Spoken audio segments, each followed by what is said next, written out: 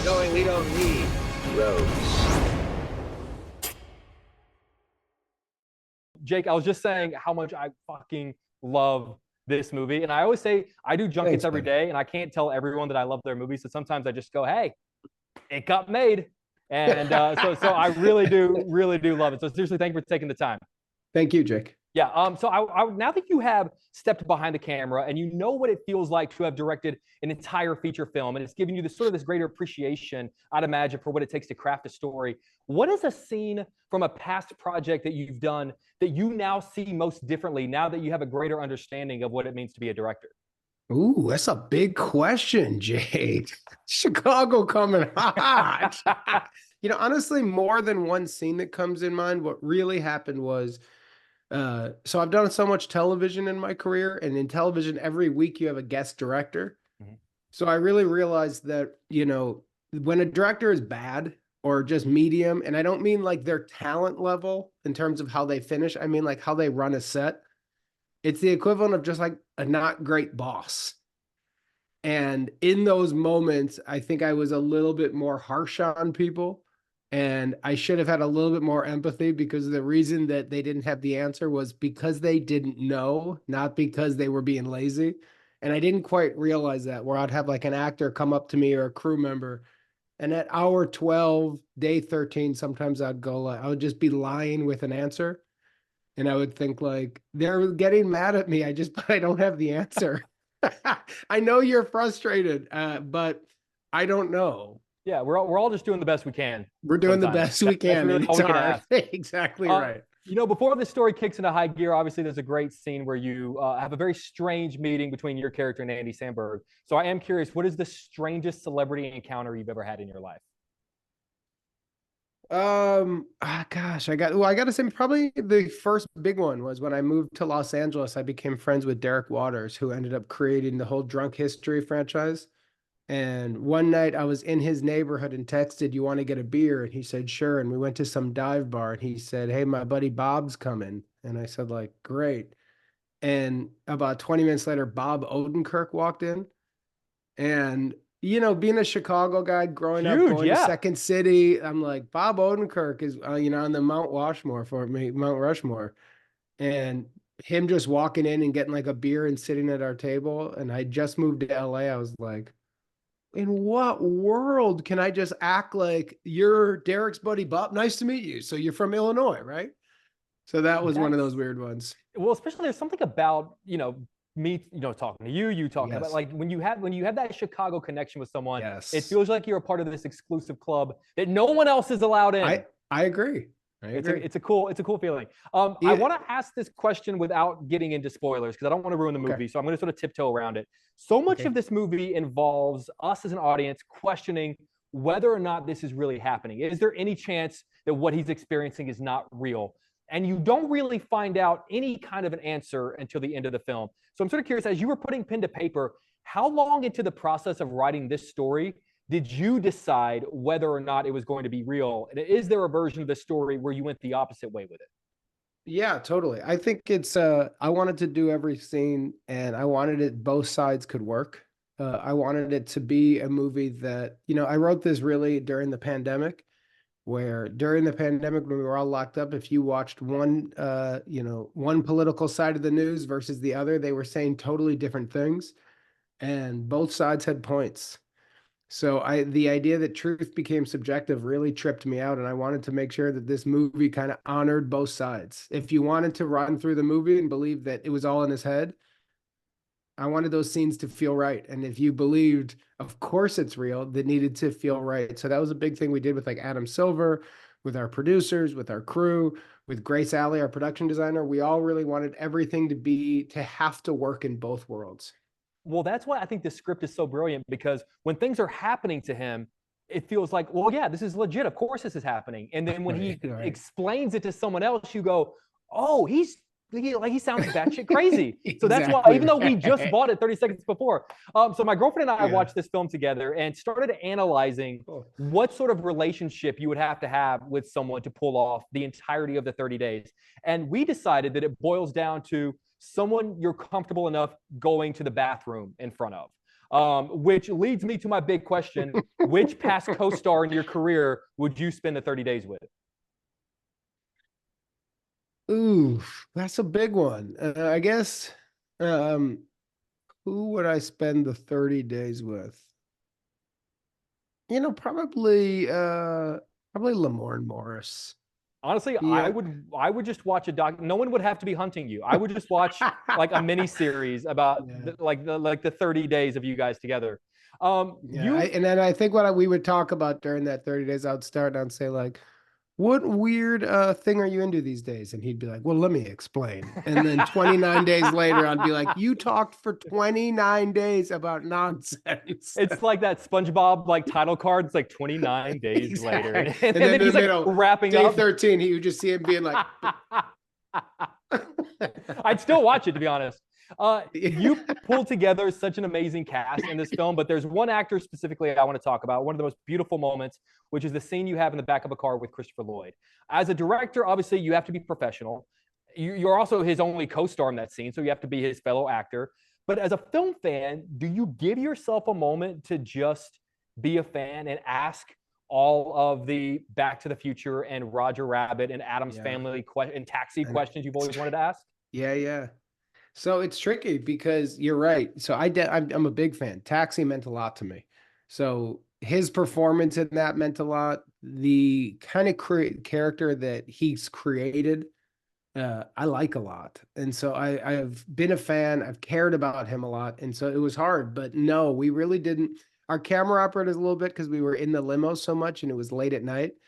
Our camera operator, Luke, every once in a while would be like, very big fan of this. But it was like a 7-page scene and there was a lot of dialogue and there was a lot of like turns in it. And we really tried to do it like a play. We just would do the whole thing. We would make a small camera adjustment and do it again rather than stop and start. We weren't picking up little moments. I wanted to shoot the thing so that each take we would get into a nice rhythm and I could almost use, majority of big chunks of one take. So we'd always shoot something where there was a 2-shot of both of us and someone single. So it was a lot of work, and it was a lot to ask of him to come in on he had one day of work. We started shooting at, I think, midnight and finished at about 5 a.m. Oh. And so I know he was tired. And so in between, I wanted to geek out, but out of respect for what he was doing for me and for this movie, we would just kind of sit quietly and like let him like gather up strength because we would do about 3 or 4 takes in a row. So it'd be about basically like a 25 to 30-minute take. Oh. And I did feel as a director, I know I'm pushing too hard, but I'm like, and then we would do stuff and I'd look at like the producers and we'd all be like, it's really awesome. And I'm like, I know, like I want to keep going. Like he was on fire.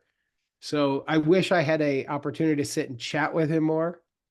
Asking about Marty and the hoverboard is not charming at 3:15 in the morning. No, it's like he's like, I'm here for a job. This isn't a Q&A. I got to tell you, that it's some of the best work of his career. You got some stuff out of him that I've never seen before. So it's a beautiful, beautiful scene. He's so good. He did.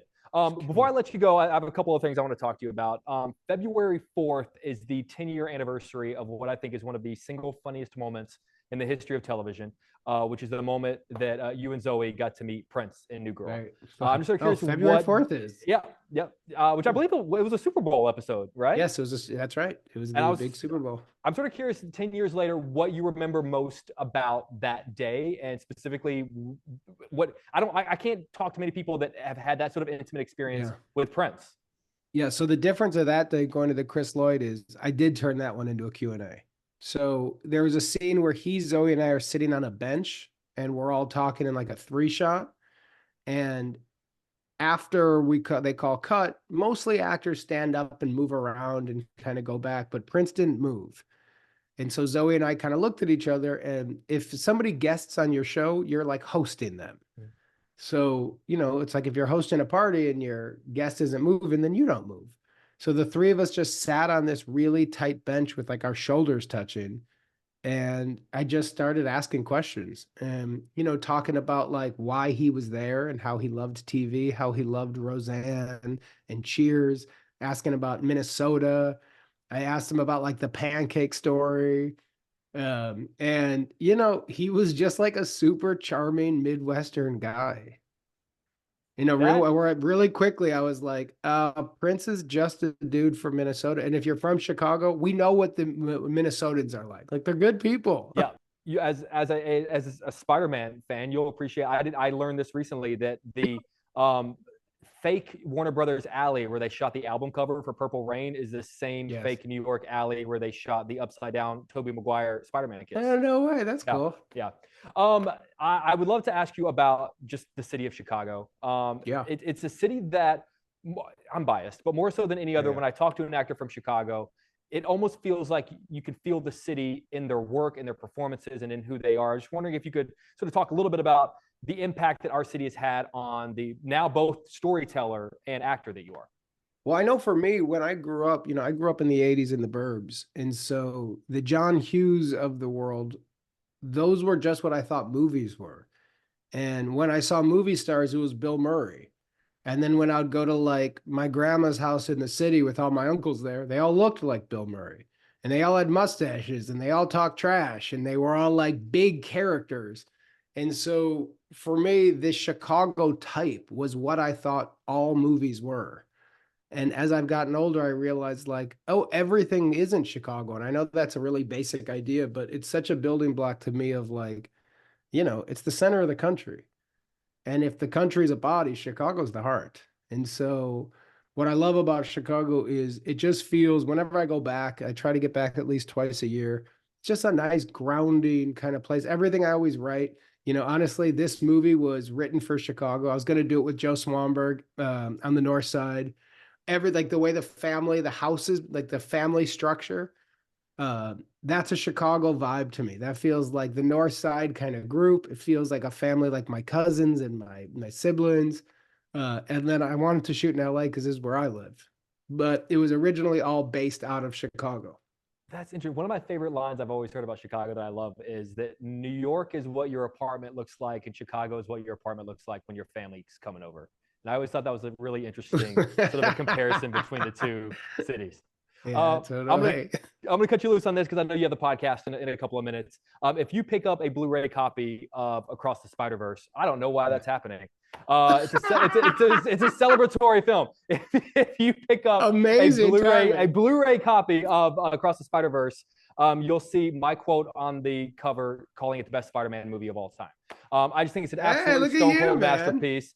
And I just really feel like it should be in the best picture conversation. It's obviously been received incredibly well. Is a really close front runner at the animation Oscar for this year. But I'm sort of curious, like people are talking about it for a best picture nomination, and you couldn't have I can't imagine when you signed on for the first one that you thought that it was going to be this. So what is the difference between maybe what you thought you signed on for versus what it has become?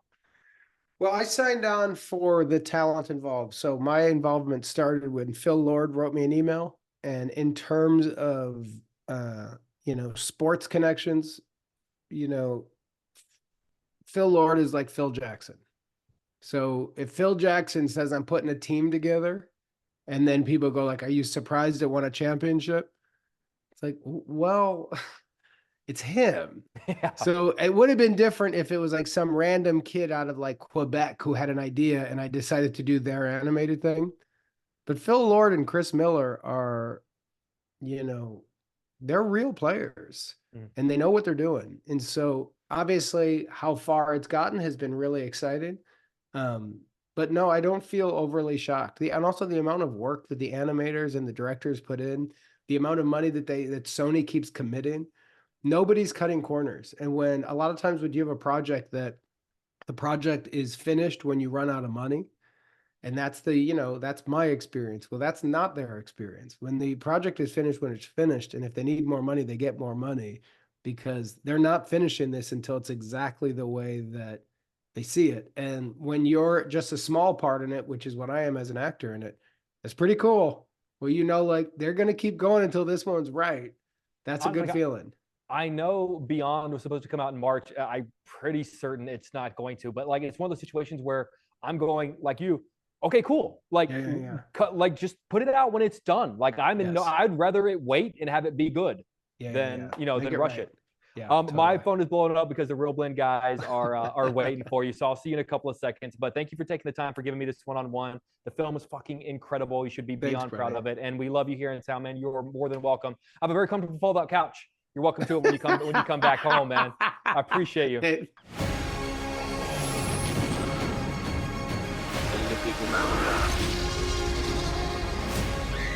we're going, we don't need roads.